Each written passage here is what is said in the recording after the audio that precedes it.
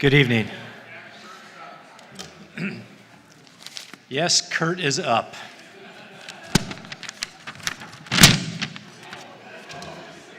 I didn't know that was going to be that loud.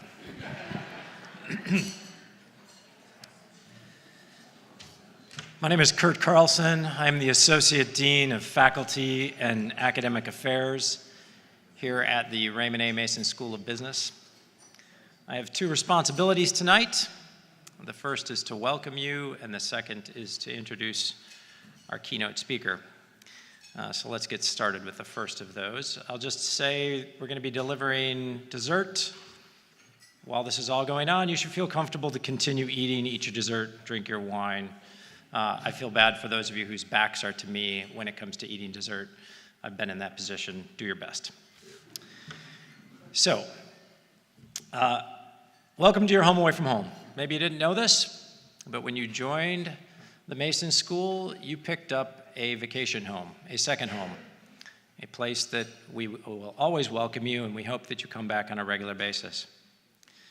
You know, it's funny, joining a school, picking a school is not like most choices we make in our lives. Most choices that we make are sort of one-directional. You know, you want a box of cereal, you go to the store, you pick a box of cereal. The box of cereal doesn't talk back to you. You want a new car, you pick a car, you buy a car. You want a beer, you pick a beer. You want a glass of wine, you ask for a glass of wine. It's one-directional. Joining a school is much more relational. It's more like finding a partner or a spouse. You look around, you do some sampling, you learn as much about what it's going to be like beforehand. When you find something that you think fits, that's going to be good, you ask, would you like to become my partner? And then you wait. You saw something in the Mason School, and we saw something in you, and then this partnership started. You applied. We said, yes, we want you to become part of our partnership. And so it's with that I say welcome home, partners, and welcome home to your home away from home for the rest of your life. Now, before I get to my second responsibility, which is introducing Sean Boyer, I'd like to recognize some of the people who are the closest partners to you. These are the people that are partners in your success right now, and hopefully will help you develop a strong partnership with the Mason School. That's Pam and her team. Pam Suzadell, Allie, Diane, Aaron. These are people that are working around the clock. Even when they're asleep, they're thinking about how to make your experience better. They come in energized and active. They try their best within a system that sometimes has unimaginative constraints, and they find clever ways around them, all with the idea that they're trying to strengthen and improve your experience. And so I would like to just take a moment to thank them for helping them.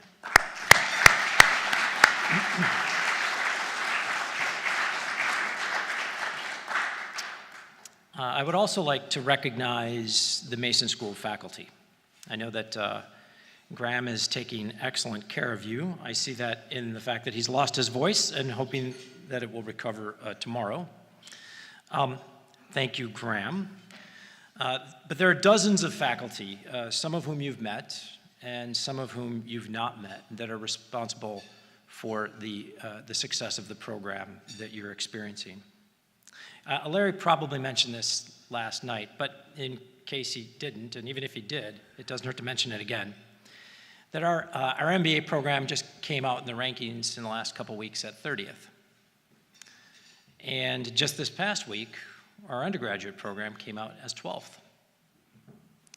Top 5 if you're considering just public schools. That's great, right? What does that have to do with this program? Well, it turns out that the rankings that those two programs enjoy, their success, if you dig into the foundation of them, is based primarily on our school's ability to teach.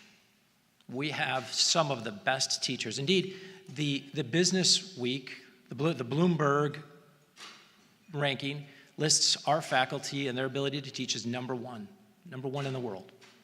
Princeton, number 2.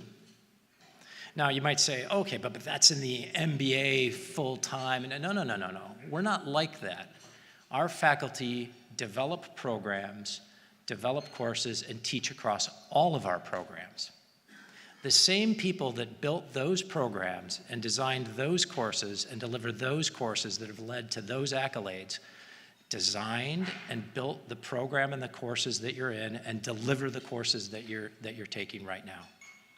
We may be too young to have been recognized in the rankings. We may not be on all the lists yet, but you know where we belong. We're world class.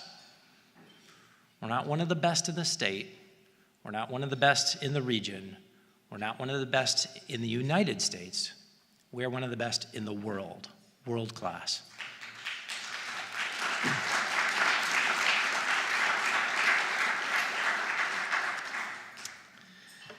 So when you take great programs, and great faculty, and phenomenal students, and you put them together, you get great alumni. And one of our great alums is here tonight to speak to you. Now, you know that one of the things that we pride ourselves on at the Mason School is helping prepare students to lead lives of principled achievement. At its most basic level, principled achievement means not doing harm to others. At a slightly higher level, it's looking out to do good in the world. At its highest level, people that live lives of principled achievement let their principles define what achievement means for them and let them guide the career choices that they make. There are few people that have done this better than our speaker tonight. He's a person who likes a lot of what social media has to offer, but was frustrated with how it doesn't seem to nurture relationships as well as it should, the close, meaningful relationships.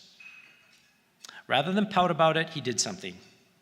He went out and he started a company, Go Happy, to take the best of what these social media platforms have to offer and make them better for nurturing the most important relationships in our lives. Please join me in welcoming the CEO and founder of Go Happy, a William & Mary alum and a member of your extended family, Sean Boyer.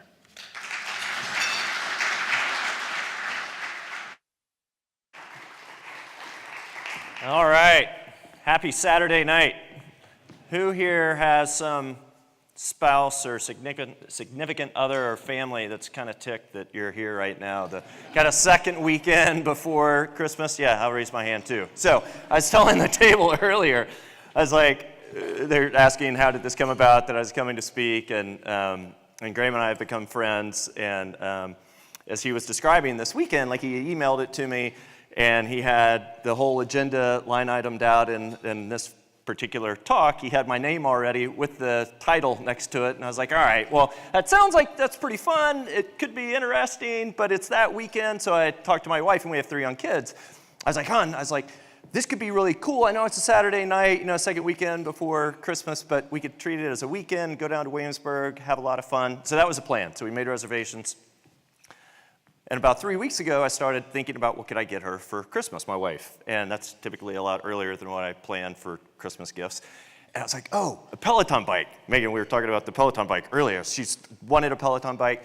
So I ordered the Peloton bike. The delivery people call, and they say the only weekend, or basically weekend day that we can get it to you is Saturday the 15th. And I was like, oh, crap. There's no other day? Literally, I wanted her to have it before Christmas, because if it wasn't then, it was going to be after Christmas. So anyway, I had to tell my wife, hon, I'm sorry, I'm too busy. I have too many things going on. We can't get away for the whole weekend. I'll just go down to William & Mary for the night. She's like, what? What are you talking about? I've already said no to a couple different Christmas parties that we could have gone to if we were going to go down there for the whole weekend. So anyway, once she got her bike this morning, because it got delivered this morning, she was okay, and she's probably on her 5th class right now. So anyway, long-winded introduction, but I am super excited to be here. And so what I thought I would do is just to describe a little bit about my entrepreneurial journey so far. So that consists of the first company that I started called Snagajob, and then a little bit of time in between before starting Go Happy, and describe a little bit about Go Happy, and then lessons learned between those 2 different ventures. And then I'd love to leave a good 15, 20 minutes for Q&A as well. So just starting off, again, I was telling the table some of this earlier, but I grew up in Oklahoma, and growing up out in Tulsa, Oklahoma, my dad was a pastor. We had no business, kind of entrepreneurial genes or stuff going on in our family. But when I was 16 and halfway through high school, he decided, you know what? I want to start my own company. And he had been kind of thinking about it for a while. And he and my mom were both from Virginia, and so they wanted to get back to Virginia. So they decided that we were going to move to Virginia, and they were going to start a retail store. And they were going to start a jewelry store, and my dad didn't own any jewelry. My mom didn't own any jewelry. They had no real life savings to pour into this thing, but they decided, you know what, we're going to do it. So we moved to Williamsburg, and they ended up starting this jewelry store, and they were awesome about exposing me to all of the stuff that was kind of going on behind the scenes, everywhere from going to these jewelry shows and buying stuff to what goes on behind pricing this stuff and how do you price it, to repairs, to selling on the floor. And I had to work there because we had no money, and so, I was working as a 16-year-old in a jewelry store. And so that was awesome. I loved it. And they also did a really amazing job of shielding me from what I now realize were all of the extreme pressures that they were under at the time. Because when we moved, my brother was going to be a freshman in college at the University of Oklahoma. And so, they were trying to pay his way through, working as a pastor at a fairly small church. It's not like you're making a bunch of money and have a lot of life savings. So whatever they did have went into the initial purchase of the jewelry and trying to pay rent. And so they did an awesome job of shielding me from that. But what that then led to for me as I came to William & Mary was, you know what, I think I want to start my own business at some point. And I had no idea what. It just seemed like, hey, it was cool for them, and they seemed to kind of be making it work, kind of grinding their way through it. And about my junior year in college here, I started to think that, you know what, I think I might want to go into commercial real estate. And I still don't really know why I thought that was so interesting. I think part of it was appealing to me because you got to build something and create something that wasn't there, that people started to enjoy. I'd seen the people who owned the shopping center where my parents' jewelry store was, what looked like to me, have a pretty good life where, you're paying rent every month and they didn't seem to have to work that hard, so part of that was appealing. So anyway, I just started going to lunch with people who had been successful at commercial real estate here in town, and I just started calling them and asking them, hey, would you mind going to lunch with me, and networking with my professors to get them to introduce me to people who had been doing well at it.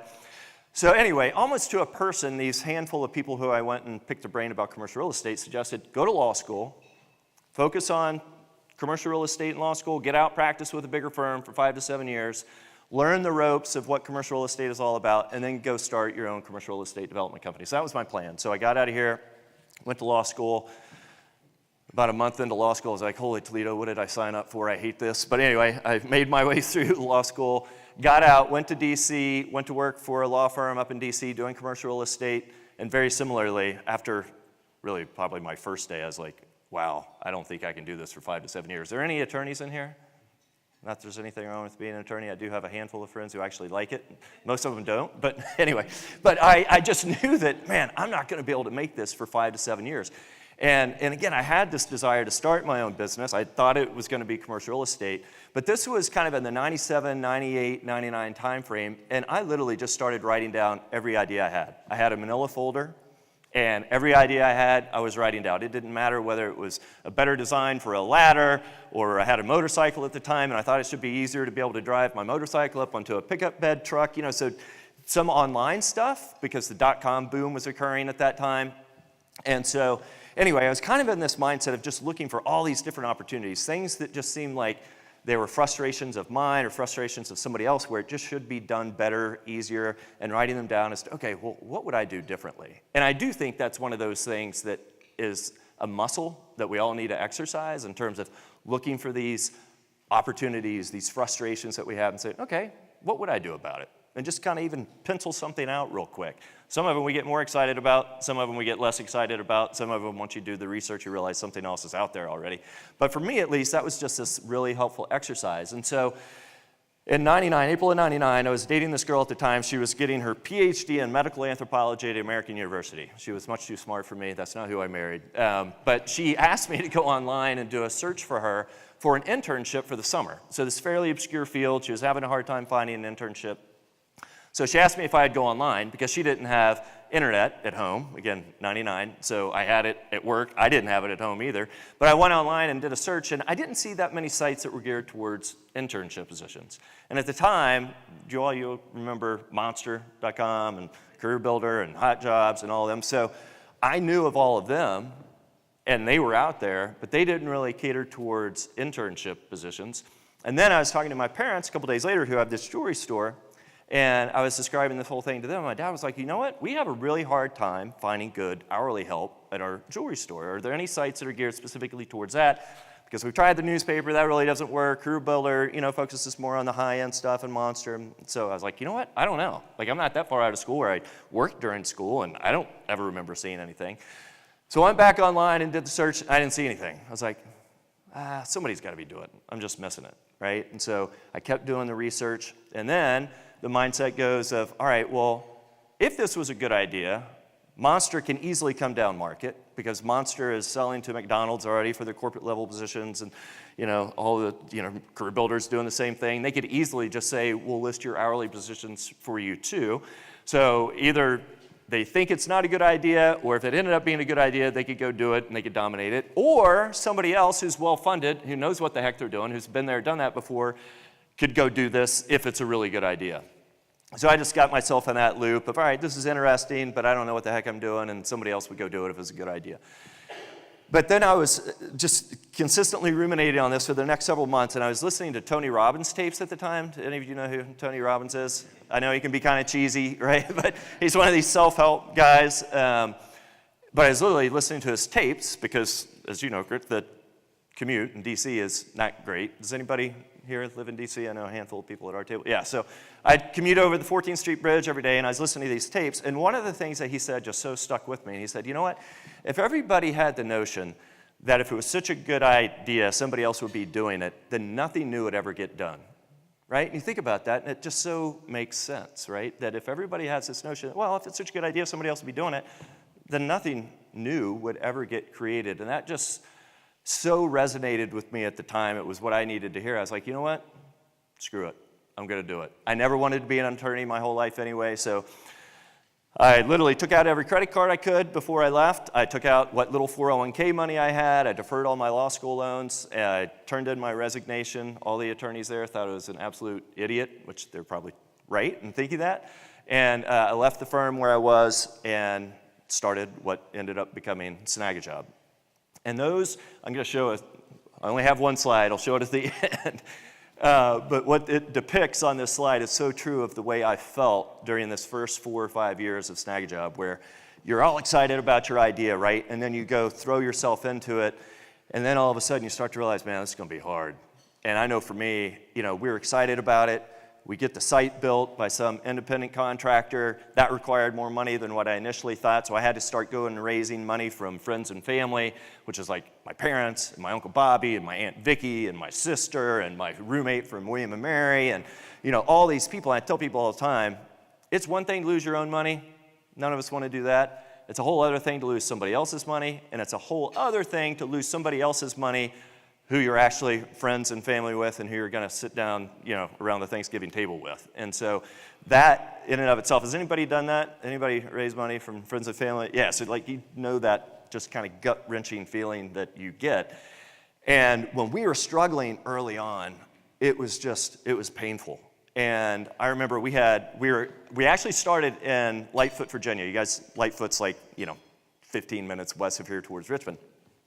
So I'd moved from D.C. back to here because that's kind of where my network of people were, where I thought I could raise money.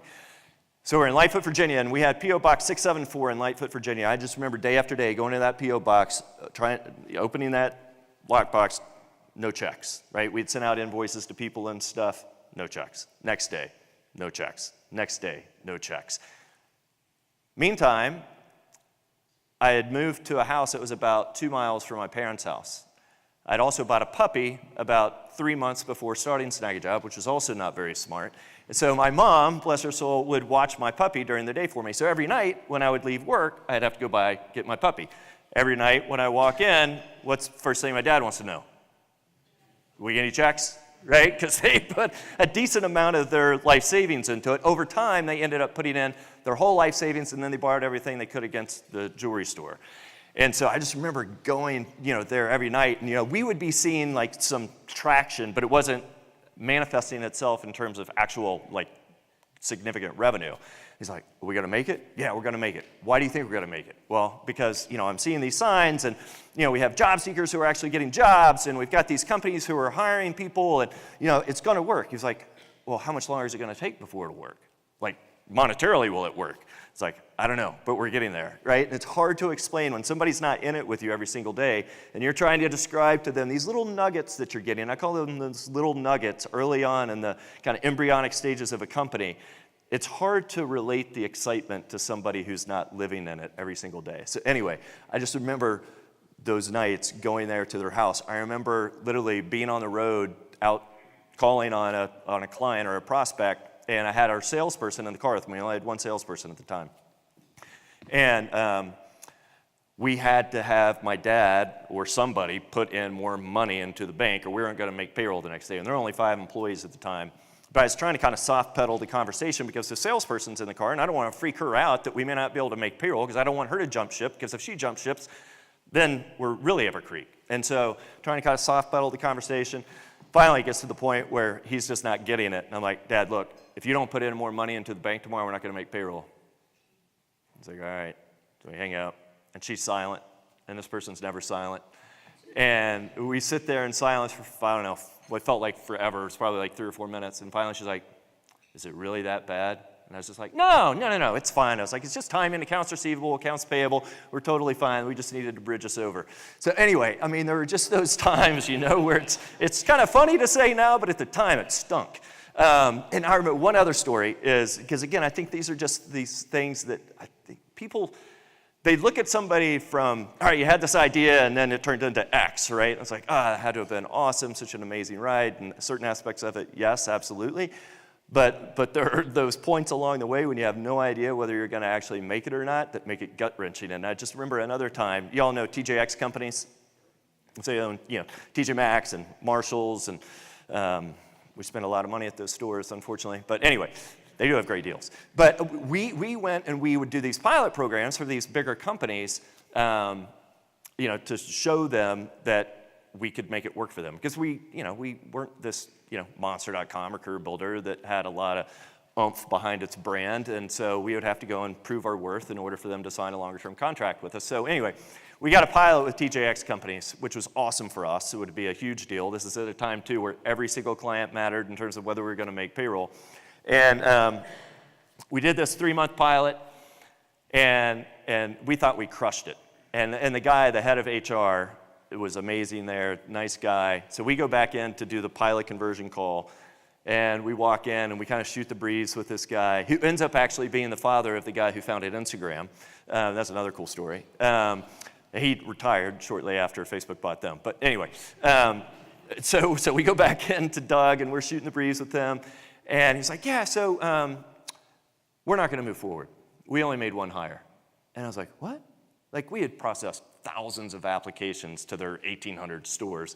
And I was like, can you kind of walk us through it? And he kind of walked us through it. And I was like, oh, all right. So I'm with the salesperson. So we go across the street to the bar. And that was one of those times where I was just like, oh my gosh, if we can't make it work for them, how are we going to make this thing work? I mean, we thought we crushed it for these people. And so anyway, I'm a big believer in the fact that you cannot let your mind go to, what if this doesn't work?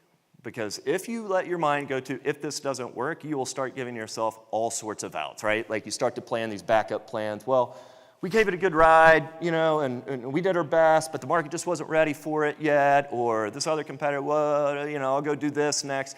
And I think you start to just give yourself all sorts of these outs. And so I was just the mindset that I'm not going to let my mind go there. But my mind definitely went there at the bar after the TJX meeting. But we get back to the office, and we end up digging in, and ultimately that ended up being a great thing for us because it changed some of the ways that we actually outreach to the managers of these different stores and how we conducted our pilot programs. Long story short, we ended up being able to convert TJX companies about 2 years later into what now is one of our longest standing clients at Snagajob. So anyway, we were finally able, after 4.5 years, to get ourselves to profitability, thank goodness. And that was a huge pivotal point for us. We were growing nicely. We ended up by 2006, so we started in 2000. By 2006, we had started to get approached by different VC investors. I always felt like there was a much bigger market opportunity out there that we needed to take advantage of, and the only way we were going to be able to do that is if we did raise funding, because we had 2 salespeople at the time. We were limited in terms of how much marketing dollars we could spend. So we ended up raising a Series A. We did a $9 million Series A with a couple different VC firms. We were about 20 people when we did that in July of 2006. By the end of that year, we were at 100 people. And we were talking about this at the table earlier too, is that to me, I was most concerned in that kind of trajectory up that we would have our culture diluted, because I felt like the culture that we had was our competitive differentiator. Hard to articulate in an investor presentation or whatever, but I did passionately feel like that because the people who were on our team were just so passionate about what we did, and they knew that our customers were our lifeblood, and if we did not take care of them to the nth degree, then they were going to flee and go someplace else. Because, again, my 2 biggest fears coming out of the gates was that Monster or some of the bigger entities would come down market. Well, Q1 analyst call for Monster in 2001 was, hey, we've identified the hourly market as a $2 billion market. We're going to come after it. We were like, uh-oh, right? We were a year into it. 2 weeks later, CareerBuilder announced the same thing. Neither one of them ended up making a deep penetration into the hourly market. And I think so much of it was the fact that it was just one other thing that they were doing. Their employees weren't nearly as passionate about it as what our employees were. So I was concerned that, you know what? If we hire all these other people and they outnumber the people who've been here forever and who've lived through this, are we going to make payroll or not, taking pay cuts, all that other stuff, cleaning your own bathrooms, then are these people going to care as much? And will that rub off on the other people, and will that dilute the offering that we have to our customers? So we invested very heavily in the culture. And I think, again, that was probably the biggest differentiator that we had as we scaled then from 20 people to, now it's 500 people. So anyway, I stayed in the CEO role there until 2013, and then left the CEO role, stayed on as the chairman of the company until 2016. And then we sold a majority interest in the company at that time. And there's a whole lot more to that story, and maybe we can dig into this in the Q&A. I'm going to be sensitive to time here. I got to fast forward. All right, so 2014, 2015, I'm kind of taking off, but I'm trying to figure out what do I want to go do next. And, it's probably, okay, well, do I do consulting work just on my own? I sat on a couple boards, do investing stuff. And I did kind of a hodgepodge of those things, but I so miss being a part of a team and trying to accomplish something that was kind of against the odds and do something out there that was really, interesting and hopefully significant and making an impact in other people's lives. And so I had this idea that I wanted a tool to help me be more intentional about the most important areas of my life. And that really stemmed from a time at Snagajob when we were in kind of the throes of are we going to make it or not, where I had no relationship with my friends. I kind of neglected them. Same thing with family. All I did was work. And I got to a point in my life where I was like, you know what? I got to have more balance in my life. And so I started to try to be more intentional about these other areas of life that I cared about, ultimately, more than work. But I was a heck of a lot more intentional about work than I was about my relationships or any other area. So anyway, I was like, you know what? I want to find an interactive tool, because I had been doing it in this manual way for the 10 years, between 2005 and kind of 2015. And I didn't find an interactive tool that I really liked and that resonated with me. I was like, you know what? I'm going to start doing discovery work and just finding out do other people have the same issue. And so that was the initial idea of what ultimately has turned out to be Go Happy, was just picking people's brains about, okay, walk me through, like, how do you set goals and how are you intentional about your work? And most people could articulate that very concisely in terms of how they set goals at work. But when I would dig into, okay, well, what are the other areas of life that are important to you? And kind of rank what is most important to you in life. And then when I would ask them, how do you set goals in those other areas of life, it was not that articulate, right? It was like, well, my partner and I will sit down at the beginning of the year, we'll talk about maybe what vacations we want to take, maybe how much money we want to save, but there really wasn't that much intentionality going against these other areas of life. And the one that stuck out the most, that people almost everybody would rank as either number one or number two as most important to them in life was their relationships. And so we felt like, all right, if we could help build a tool to help people be more intentional about their most important relationships, that seems like that would be a valuable tool to be able to provide to people. And so, we initially set out to say, okay, there are 3 pieces to that we feel like we could help people with. One is helping people kind of share life with people when they're not together. So sharing pictures and videos and that kind of thing, but not in a social media kind of way where it's posturing and it's, out there for anybody and their brother to be able to see. And not just the duck face, but, show your double chins too, right? And then the second part was that we really wanted to help create a tool that could help facilitate people getting together with the people that they like to get together with, right? All of you are incredibly busy, right? You're all working, you're in school, you have friends, you have family, you have other hobbies. So finding the time to actually go do stuff with other people is really hard. And so we were trying to develop some tools to help people with that. The third part was just trying to help people be thoughtful about these people, where they wanted to be thoughtful about the things that were important to them, but there really wasn't a CRM tool for people who are the important people in your life, like you might have Salesforce, right, at work, or whatever, CRM tool you use at work. So we decided at first, let's go tackle the piece around trying to help people get together in real life.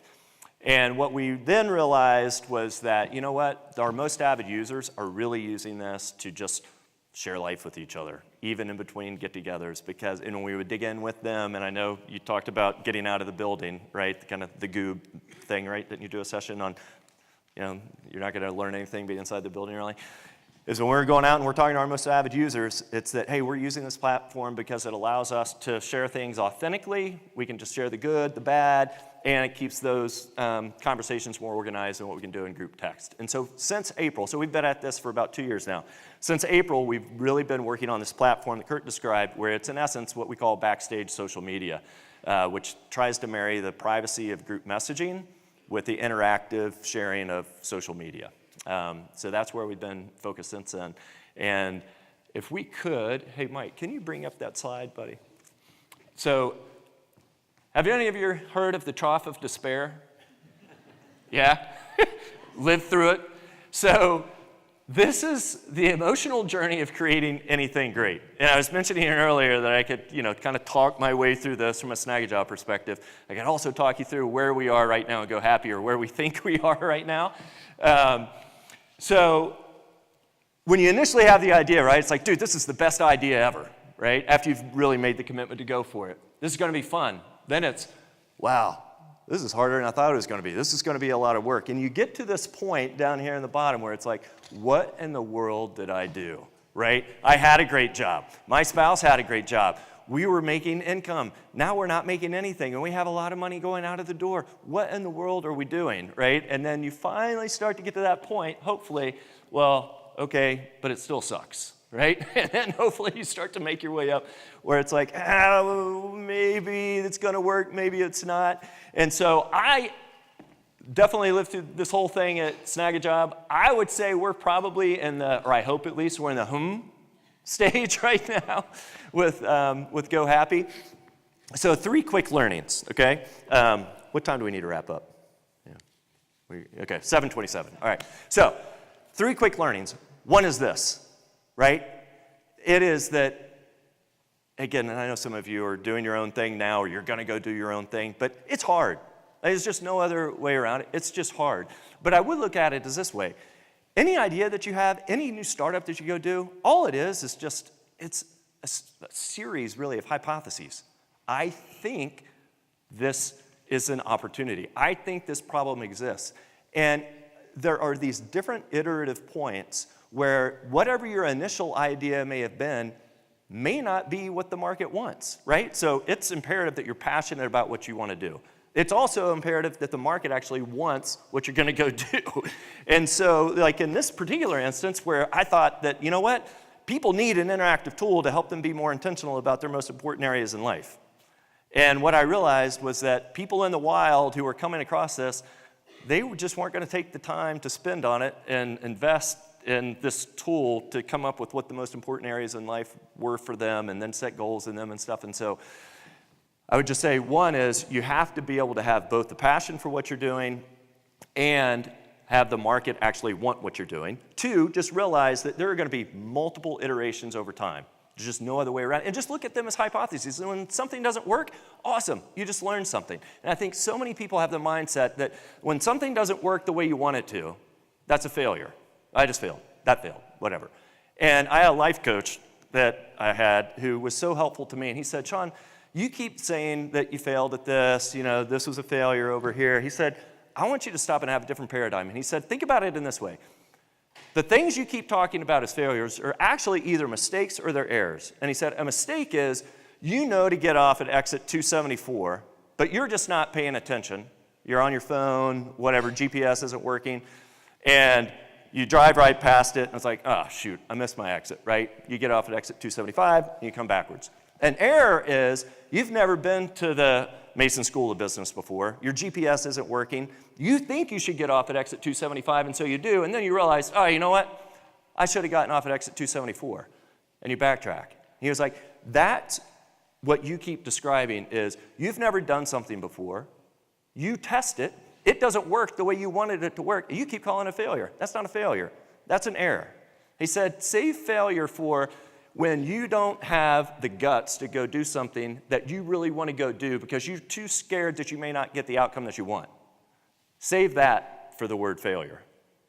And I don't know about you, but there's like this dark cloud over your head whenever you think about the word failure, right? I failed, this failed. It's just negative. An error in testing things and having these hypotheses that you're going to go test, that's a heck of a lot more positive. And I think it frees us up to go do a lot more stuff where it's like, hey, I think we ought to really go try X. Okay, how do we microsize that? How do we go iteratively find out if that's even a thing? If it doesn't work out, who cares? We just tried it. And we didn't go gung-ho and try to hit a home run. We did a little bunt. We did a little single, right? We broke it down to see if it was going to work or not. And so I just think having that mindset, regardless of whether you're starting your own company or not, inside of a bigger company, it doesn't matter. Like I just think having that iterative mindset is so incredibly important and separating out mistakes, errors, and failure. The second thing for me that was a huge learning is back to the culture side. And I am an absolute believer that your people strategy is every bit as important as this strategy, the business strategy. And the two things that I would really harp on is one, ensuring that you have a mission, like a company mission statement, and that you have core values.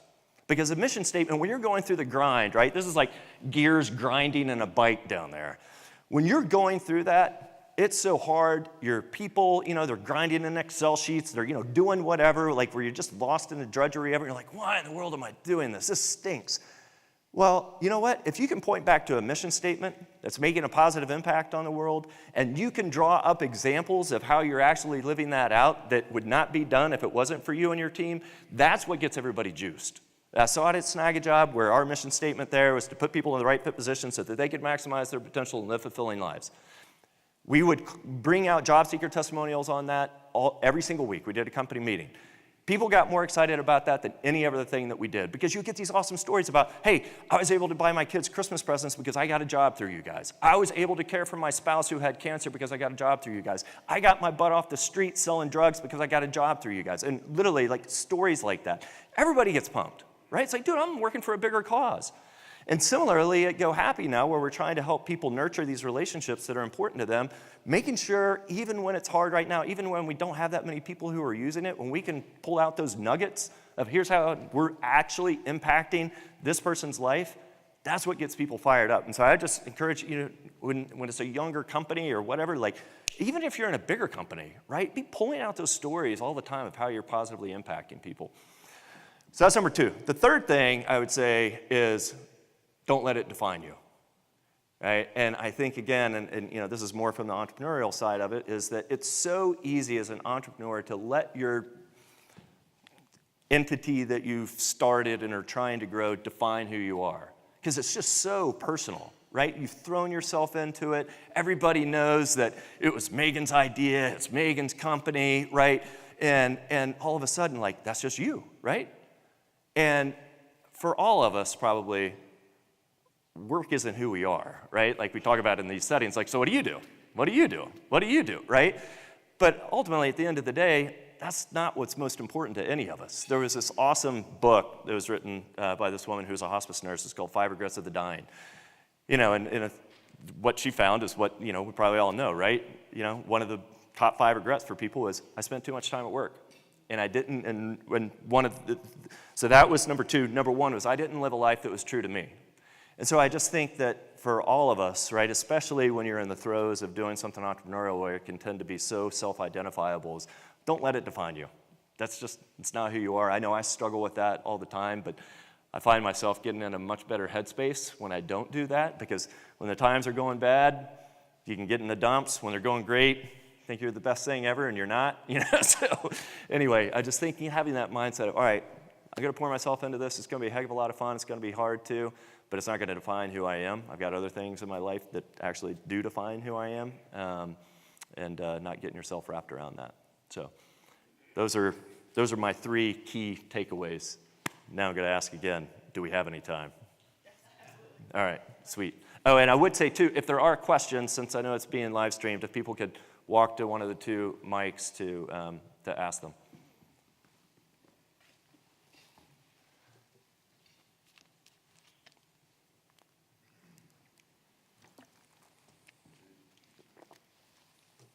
Hey, thank you very much. That was great. You had mentioned the importance of culture and kind of some of the things you did, especially as you scaled with the stories and things like that. I was kind of curious your process on maintaining your culture and keeping that as a strength, especially while you were kind of working through that golden nuggets period where maybe you didn't have the great successes and the great stories. Yeah. So I think I look at the people strategy piece as really being 3 components. There is what I would call the strategic clarity piece, which is the bit I talked about earlier, which is the mission statement and the core values and the vision statement. And I think those are important to have right from the get-go. The vision is just casting out, whether you want to take it 10 years, 15 years, 20 years, whatever it might be, is kind of this is the picture of what we want to become and the impact that we want to go have. The mission statement is, hey, how are we making the world a better place every day by the fact that we're in existence, right? And again, to me, that is the most critical piece of that. The core values are, how do we behave as a company, right? Like, how are we going to treat each other as teammates, especially, when it's early on and you're working a ton of hours and it's tough and you don't have a lot to show for what you've been doing. It's easy to get on each other's nerves, right? Because it's like, it's like your spouse, right? It's like you become so close that every little thing they do can start to irritate you. And so those core values, I think, are really, really critical. And so I would put those in the bucket of strategic clarity. The second thing I would say within that people strategy is developing a cohesive team. And do you all ever read Patrick Lencioni? You know who that is? He wrote The 5 Dysfunctions of a Team and The 4 Obsessions of an Extraordinary Executive, and he's got a handful. If you haven't read it, I would really highly recommend his stuff. He writes in a fabled style manner, really easy to read and digest. And so what he advocates for in this cohesive leadership team model is that at the bottom of it is that you've got a level of trust that's a vulnerable level of trust, where literally, like, you admit what you're not good at, you admit what you're not good at, I admit when I'm wrong, and you have this vulnerable level of trust with people. If you have that trust, then you can have good conflict, right? Because too many times people will avoid the hard conversations, or when they do have them, they've let it build for too long, and it ends up being a personal attack. And so if you have that level of trust, then you can have good conflict. Like, we always encourage, I want heated debates, right? I mean, I don't want people to not say what they really think because they're afraid they're going to tick somebody off. Say what you think, right? That's how you get the best out of everybody. And so if you have that level of trust, you can have good conflict. If you have good conflict, then you can have commitment because you feel like, all right, well, at least you've heard what I had to say. I may not agree, but now we can put all hands in and commit. And if you don't have that, what ends up happening, and we've probably all seen it, right, is you have this discussion as a team. One person doesn't agree with it because they're like, whatever. Kurt's already made up his mind. I'm not even going to say what I think. You go back to the team, and it's like, okay, so what'd you guys decide? Well, we decided X, and that's what Kurt wanted to do, so that's what we're going to do. I'm like, what? That's the stupidest thing ever. It's like, I know, but that's what Kurt wanted to do, so that's what we're going to do, right? Well, that's not commitment, right? And then, there's no accountability if you don't have the commitment, because when it doesn't work, everybody says, well, I knew it wasn't going to work from the beginning, right? But it was Kurt's idea, so that's what we did. And if you don't have accountability, then you'll get results. So that's the pyramid, is trust, conflict, commitment, accountability, and results. And then the third piece of that culture is the reinforcing practices. And that's where it's like, okay, well, cool, you've got your core values, but they're just hung up on the wall. Well, in our case, we would do 360s. where everybody around you, under you, over you, whatever, gives you feedback. And those were all geared around the values. How are you living out the values?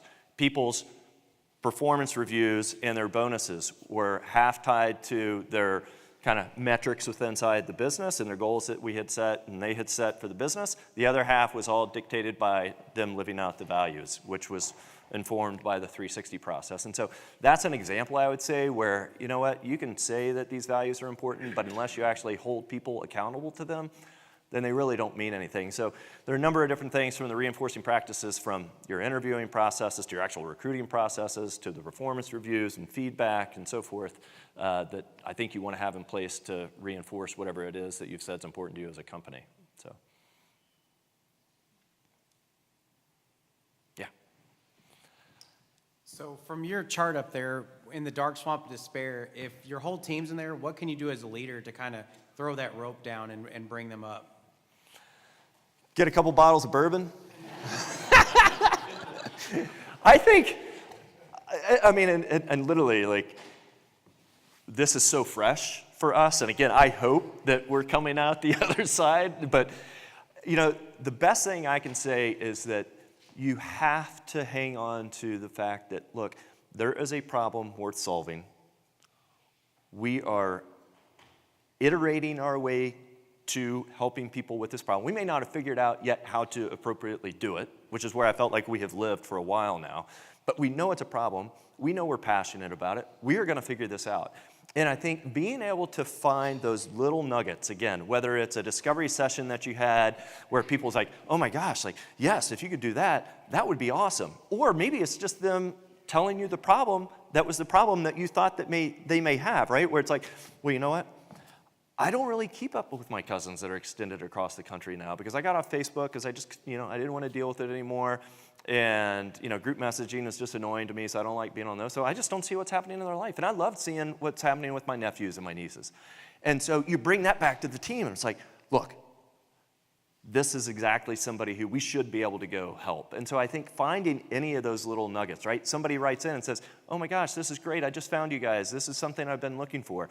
Don't lose that opportunity to present that back to the team. So I think it's whether you're getting positive feedback on somebody's experience with you or it's them just saying what their problem is. And everybody's going to be looking to the leader, right? Are you getting just in this place of despair? And all of us go through it, right? But like, are you staying there, right? Like, you're that way yesterday, you're that way today, right? And somebody told me, and I think it's so true, is people aren't just reading or listening to what you're saying, they're reading your body language all the time, right? So if it's one of these where it's like they pick up on that, and then they're like, dude, should I be looking? And they know they're probably not going to get that much severance like what they might at a bigger company because you just can't afford it, right? And so they think they have to be proactive in protecting their family and stuff so that, you want to make, not that you want to be dishonest with people, but you don't want to freak them out either unnecessarily. And so I just think making sure you're careful with letting yourself get into a bad place and stay in a bad place and making sure you're just proactively pumping them with any of the good nuggets that you're getting.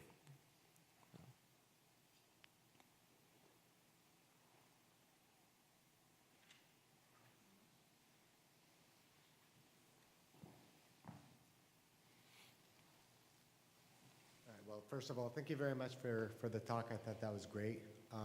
You talked a lot about the culture impact in the first company, but you didn't talk a lot about it in the second company. Can you talk more about that?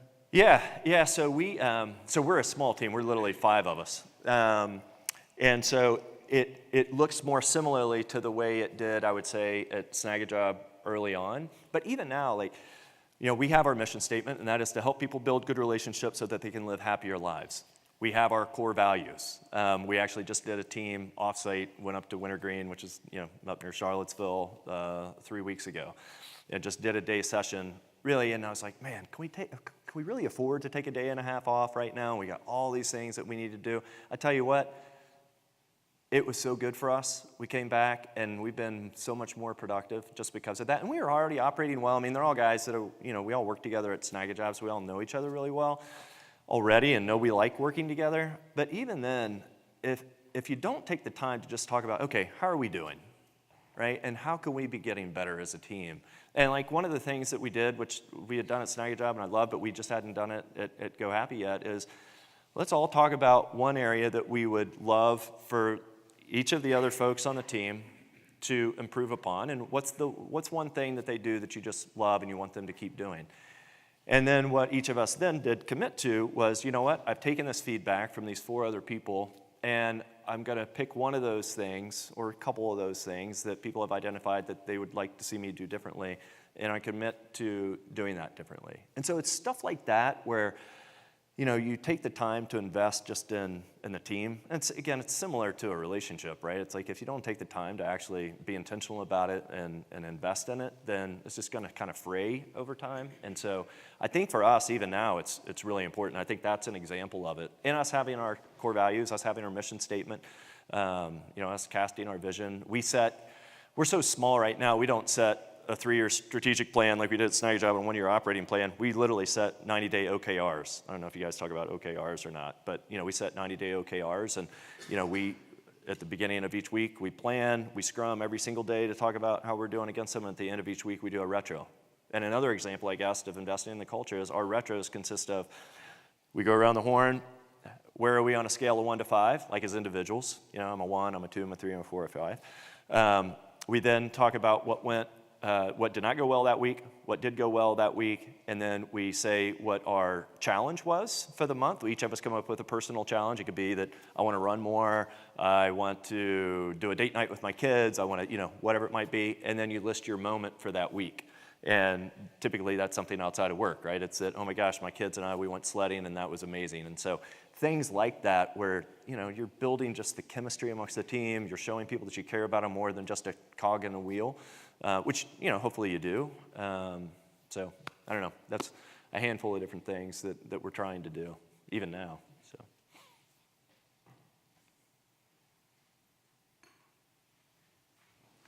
Can I ask you a more philosophical question? Because I think you keyed in on a couple of interesting things about leaning into errors and kind of embracing like a meritocracy from a knowledge perspective. And these are like concepts that Dalio has made really, you know, forefront at Bridgewater, and I think that a lot of successful companies lean into their failures and accept them and learn from them, like you said with the errors.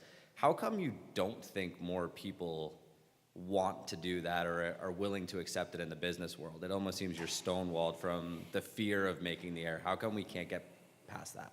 Yeah. It's kind of philosophical. I know you may not have like a streamlined answer for that, but I think it's kind of, you keyed in on a lot of the things that other companies do that makes them successful, but it seems like a lot of people fear going into those avenues. Yeah. So I don't know the macro, right? But I mean, and all of us could probably give our own personal stories. I mean, I think one that's just true at an individual level is, you know, all of y'all, obviously, you've excelled at your careers, you've probably excelled all the way through school, which is how you got into this program and blah, blah, blah. And that takes a certain type of temperament, right? It's like, I'm trying to get all A's, right? I'm trying to be the best at whatever it is that I do. And so I think at times that can then lead to a hesitancy to not be the best, right? And so if you've kind of always been the best and you're not sure what kind of result you might get by going and doing this particular thing, right? Maybe you're a little reluctant to lean into that thing because, dude, what if that doesn't work, right? That's going to have a negative impact on my reputation inside of the company.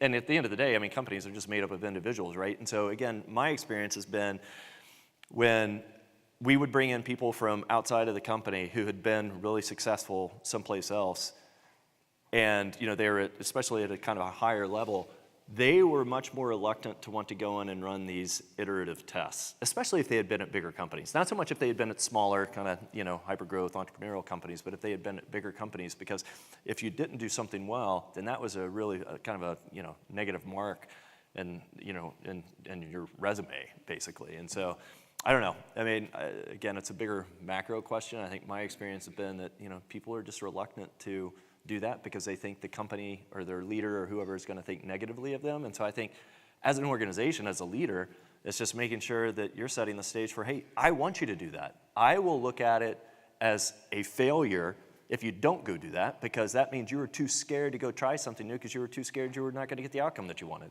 right? And then think just reframing it for people and saying, hey, look, I want you to try new stuff, right? Let's be smart about how we go try it. We don't want to go spend $1 million on something to try it when we could spend, $10,000 on it. But I think just making sure that we're all encouraging people to take those, those risks and test these hypotheses. So, I don't know how responsive that is or not, but I hated my philosophy class here. It was probably my least favorite class. Not only was it philosophy, it was a summer school class. It made it 8 a.m. in the Wren Chapel up in the top. And my professor, he was like the prototypical philosophy professor. He would walk in, he wore no shoes, he wore shorts and a wife beater. And that's what he walked in with every day. And I hated that class. So anyway, I know I'm probably a very good person to ask a philosophical question of.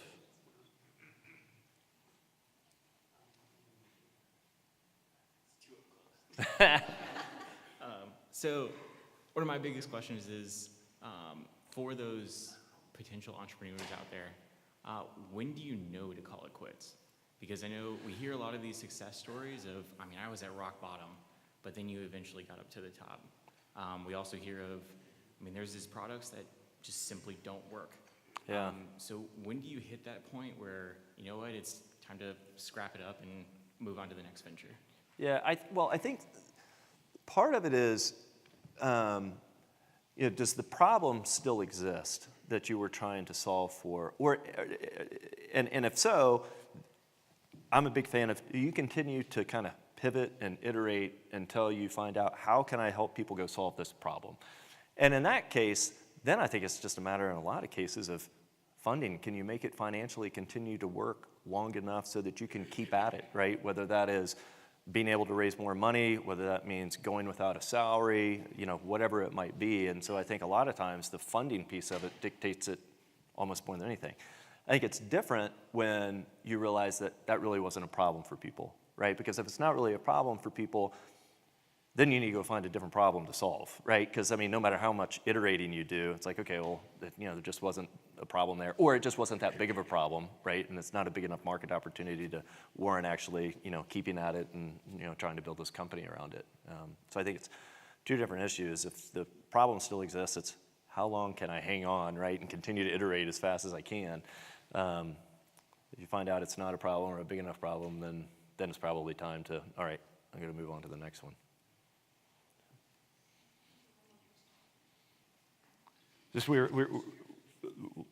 Yeah, Matt, go ahead. While Matt's coming up here, by the way, I would definitely encourage you all to listen to podcasts, like anybody, especially who's thinking about doing this. Like Without Fail is a great one. Gimlet Media does that one. Reid Hoffman's is awesome. What's the guy's name? Aussie. I can't remember now. But anyway, Without Fail and Reid Hoffman's podcast, both are ones that I would listen to. We were talking about Peloton a second ago. Again, it's one of those that's easy to look at and say, oh my gosh, they're an overnight success.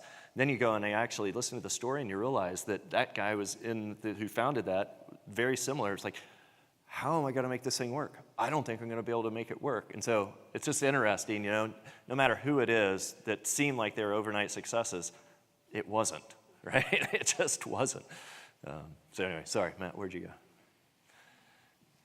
Okay, you kind of alluded to selling the majority stake in Snagajob. You said there's more to that story. Can you just highlight that? I'm just curious. Yeah. So this is where, in our case, we took on institutional capital because I felt like in order for us to be able to maximize the opportunity, we needed to be able to go do that. We could have continued to grown the company just from our organic growth and funded it in that way, but we have never, in my opinion, been able to accelerate, the growth and really take advantage of it.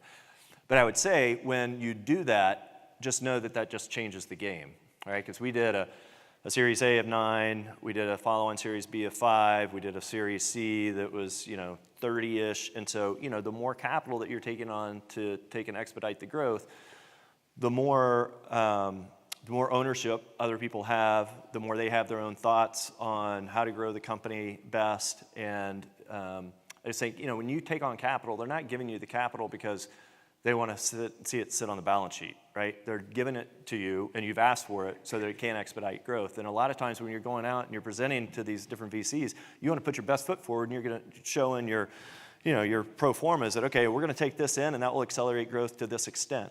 And so you're putting out there probably a best case scenario in a lot of cases, right? We raised 10, and we're going to grow from 40 million in revenue to 60 million in revenue, because you think that's what you need to do in order to excite them to invest in the company. But as soon as you close that round, what's your budget for the next year? What you just showed them, right? I mean, you can't this is what we're going to do. We're going to do 60, and then you close the round, and then a month later, here's our budget for the next year, and it's 48, right? That's not going to go over well. And so I just think, again, it's a longer story, but for me, the game changed in a good way, in a lot of ways, whenever we brought on institutional capital, but it then gets to the point where, it's not as fun, and they have their own thoughts on, what needs to be done, and there's all sorts of different ways to structure the deal in terms of, who has the right to make certain decisions and stuff. But in 2016, really, as it got to kind of 2014, 2015, we were starting to try to position the company to go do a recap of it at that point, which basically meant we were going to bring in a new set of investors, replace the old set of investors, because we had friends and family who had been able to get out at some of the earlier rounds. We still had some who had decided to stay in, but we had the VCs who were in from that Series A, B, and C who were ready to get out. And so anyway, we ended up doing the recap with a bigger private equity company. LinkedIn actually came in as one of the investors in that round. But yeah, it just, I guess, to summarize it, I would say, know what you want as an entrepreneur, right? Let's say in your case, right, you're going to go take and potentially franchise this and, grow it from, one location to 10 to 20. And what is it that you want at the end of the day? If it's that you want a lifestyle business because you love it and you want to be in it and you could see yourself being in it for the next 20 years, you may not want to raise institutional capital. It may be that, I'm cool with growing it myself organically. Yeah, we're going to grow at it at a slower pace. There's a risk that somebody else is going to come into the market and maybe kind of, box me out, but I'm willing to take that risk. I'm going to do it this way because I want to do it my way.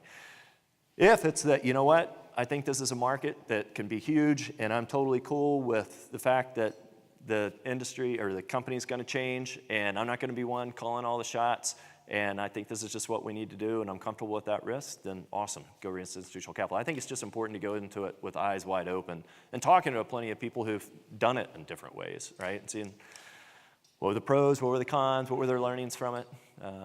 So